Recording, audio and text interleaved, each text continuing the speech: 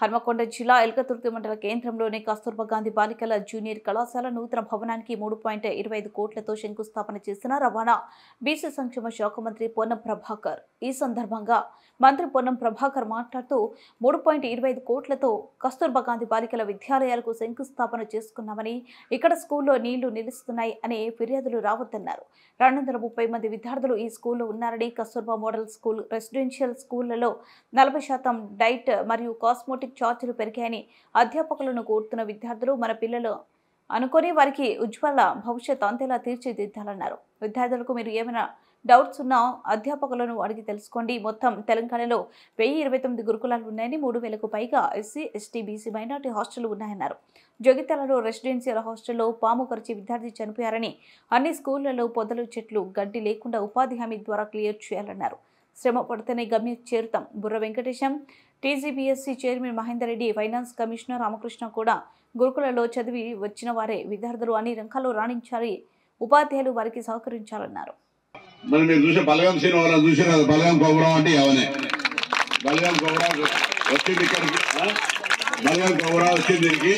నేను వచ్చినా అని చెప్పి వచ్చింది. ఆ తల్లి కూడా కొంచెం కష్టాలు ఉన్నాయి, ఉన్నా కూడా అనగలవాలి సార్ చూసింది. అవునా కదా? పిల్లలు మంచిగా ఆచరించి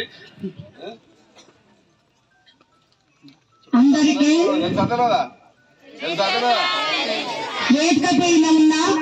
అందరికీ నా తల వచ్చి ధన్యవాదాలు చేస్తున్నాను.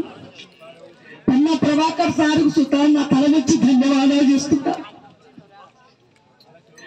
నేను పుట్టడు బాధలో, పుట్టడు కష్టంలో, నా భర్త మంచిగా లేక నేను బాధపడుతుంటే వాళ్ళ బాపు పొన్నం సత్తయ్య మరణమైతే మరి బలగం శ్రీను మన పాట పాడినా కుమ్మరమ్మ రావాలని హైదరాబాదు బిలవనంపి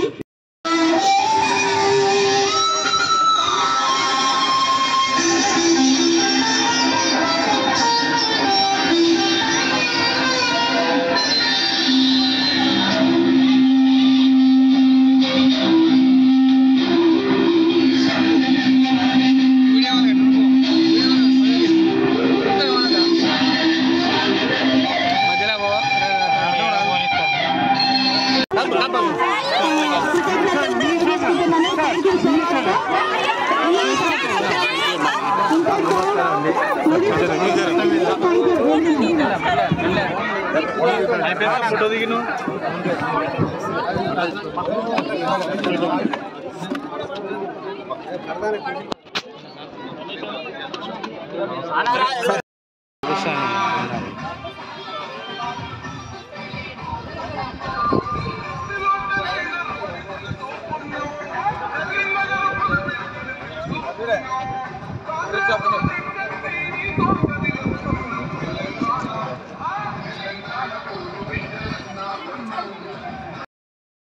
దానికి అనుగుణంగా మేము ఇంకా మంచి ఫలితాలను సాధించాలి అని కోరుకుంటాను.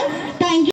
మీరైతే నేరుగా వాళ్ళతో కొంత మీ దగ్గర కూడా విడమర్చి చెప్పగలుగుతారు. వాళ్ళు మీరు కూడా చెప్పేటువంటి అవకాశం ఉంటుంది. ఎందుకంటే ఇవాళ రేపు చాలా సైంటిఫిక్ గా, సైకాలజికల్ గా బలహీన పడతా ఉన్నారు. ప్రతిదానికి చిన్న చిన్న అంశానికి వీక్ అయిపోతా ఉన్నారు.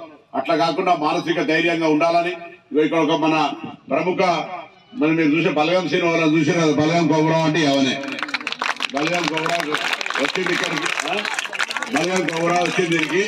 నేను వచ్చినా అని చెప్పి వచ్చింది. ఆ తల్లి కూడా కొంచెం కష్టాలు ఉన్నాయి, ఉన్నా కూడా